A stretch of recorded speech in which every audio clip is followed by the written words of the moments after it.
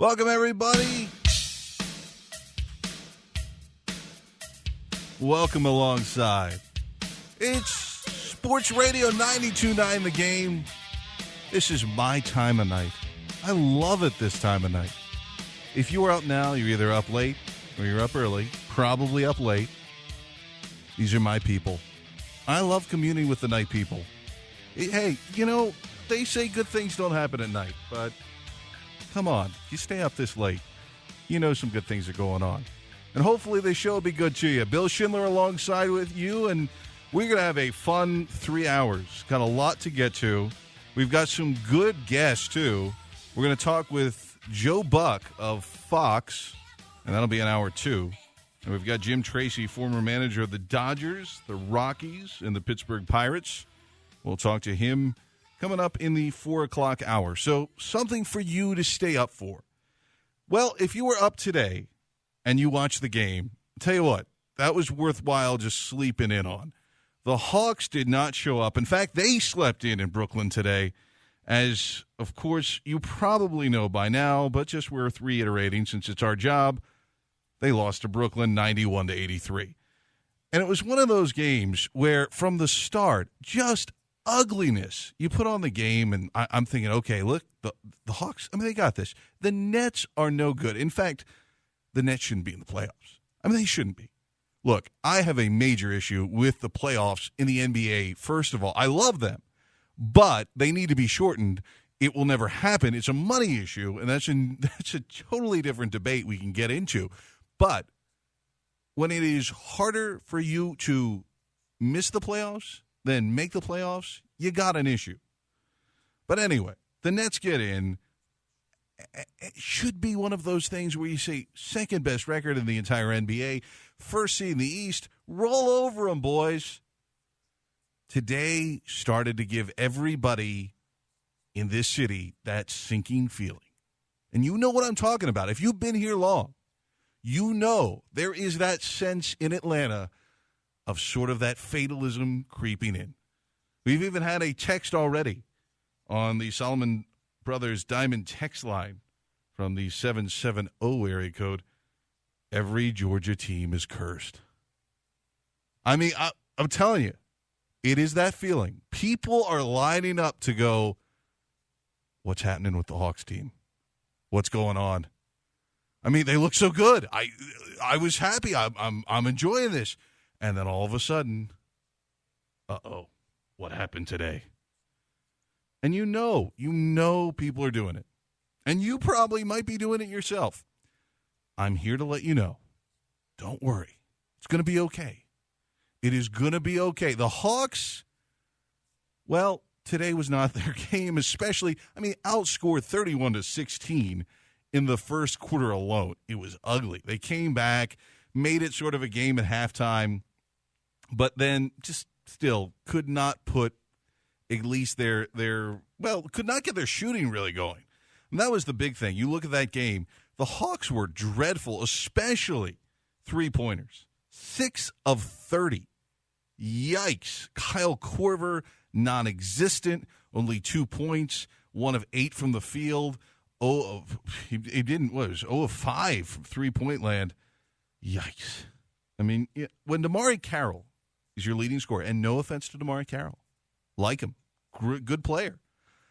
When he's your leading scorer, though, you've either had one of those games where you just say, hey, everyone was on. This was a great game. Or you say, we had our issues. Because if DeMarre Carroll's leading the way, you're like, well, where was Millsap?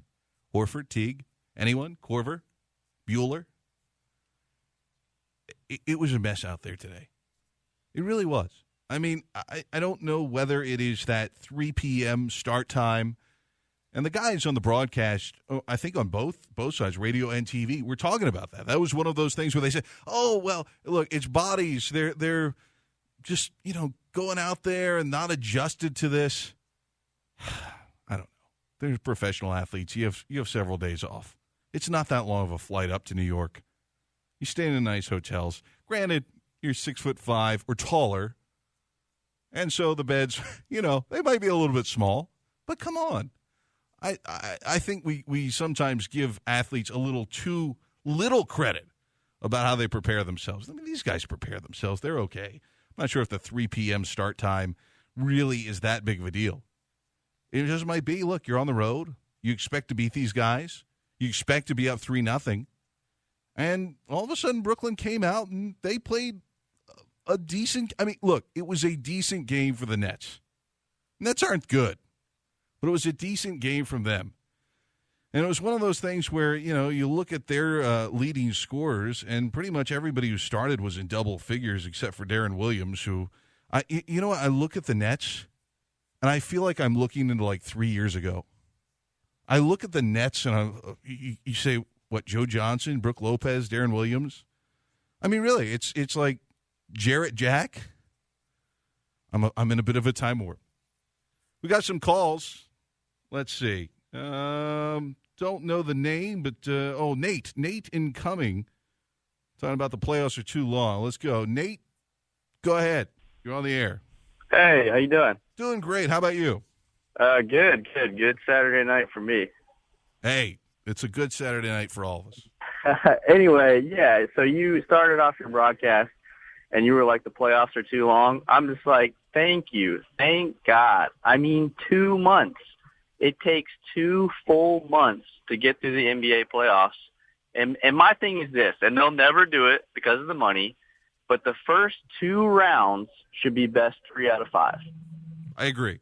That would make it, I think, a lot more fun in the fact that you would actually have some upsets, I believe, that could happen. Because, a lot of these teams, look, you're getting people who are smoking everybody up 3-0. But I agree with you. I mean, it's not going to happen, though, Nate. Unfortunately, I wish it did because it's a money issue. Tim from Marietta. Georgia team's cursed. Tim, you're a fatalist just like me, and you're on the air. Hey, man. I just want to say, love the show. I love 92.9. It's great. Thanks. No problem. I just feel like every team in Atlanta, they have a hot streak. Before the All-Star games, there was a 19-game winning streak, and we were on fire. And it was just a very difficult thing to see afterwards that our shooting percentage went down. And, I mean, not even just the Hawks, but, I mean, like, every single team that we have, it's just very difficult to stand behind. I mean, I love every team in Atlanta. Don't get me wrong. But, it's very hard to swallow that pill after today. Like, I mean, Al Horford was great. And then today it was just, I could not believe all the layups that we missed. I mean, That's true. I mean, it was point blank, wasn't it? Oh my God! It was unreal. My jaw was dropped the entire game, and not just today's game, but the last game that we played, Game 2. I was just shocked to see the Hawks just miss so many opportunities to score. And it was just unreal, man. Jeff Teague looked like I did when I was about 12 and in the Sunday School League. It was that bad. God. It was just like I just couldn't believe it, and today just kind of solidified that, like you said earlier, that the feeling in your stomach of just, is this going to be the playoffs for the Hawks? And it was just unsettling, and I just couldn't believe it. But that's all I wanted to say, Hey, thanks for checking in, Wes. Thanks for checking in, Tim. Tim, I appreciate it. Hey. 404-741-0929 here. If you want to join us on Sports Radio 92.9 The Game. We have another caller. Wes from Atlanta wants to talk more Hawks.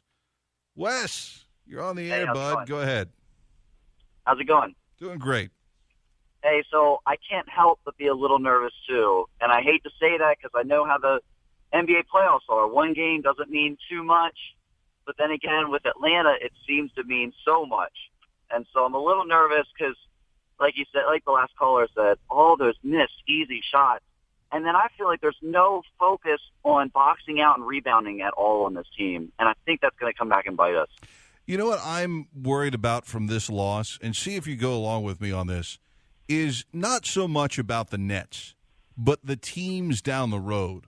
Because this is as easy as it's going to get in the playoffs. I mean, from here on out, you're going to get a higher caliber opponent each round. And so, I mean, if you want to go deep into the playoffs, you can't afford to let a game like this happen in the next round, or especially if you get to the Eastern Conference Finals. Yeah, I agree. It's those little flaws that are going to continually be exposed. And then you look at the Wizards. Wizards about ready to finish out that series in 4 games. If we run this series to 6 or 7 games, it's just making us more tired. It's exposing our flaws even more. And who knows what could happen. So I'm with you. It's the next series that I'm worried about, the series after that. I agree. I believe in rest over rust. Trust me. That's this time of year, get the rest, get it done. Appreciate the calls. If you want to join us again, that number 404-741-0929. Bill Schindler with you. Like we said, we got a great show for you tonight. We're going to have a thing we like to do later on this hour called Sigmund Fraud. The doctor will be in. And I know, look, tonight is one of those nights with sports neuroses out there. You're going to need to vent. We'll be here for you. We will sit you down, try to get you at least back into some sort of shape. Also going to talk about, of course, well, you know what?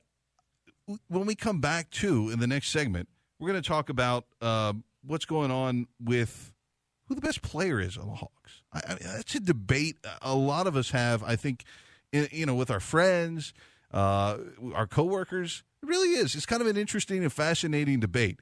But today, man, nobody really stood out. It was just one of those games where 35% from the field. And, like we said, thank goodness for DeMarre Carroll, who's really a good player. He's had an excellent season. But if you watch the game, too, you saw a young guy, a rookie. Well, I mean, a rookie in theory. Bogdanovich from the Brooklyn Nets, man, played great. And, Lopez with 22. Joe Johnson, former Hawk, with 16. Thaddeus Young with 18. It was a rough one. Not going to sugarcoat it. When we come back, who is the best player on the Hawks? And Hack-a-Shaq. We're going to talk all about that when we return. Bill Schindler in with you, taking you through the night on Sports Radio 92.9 The Game.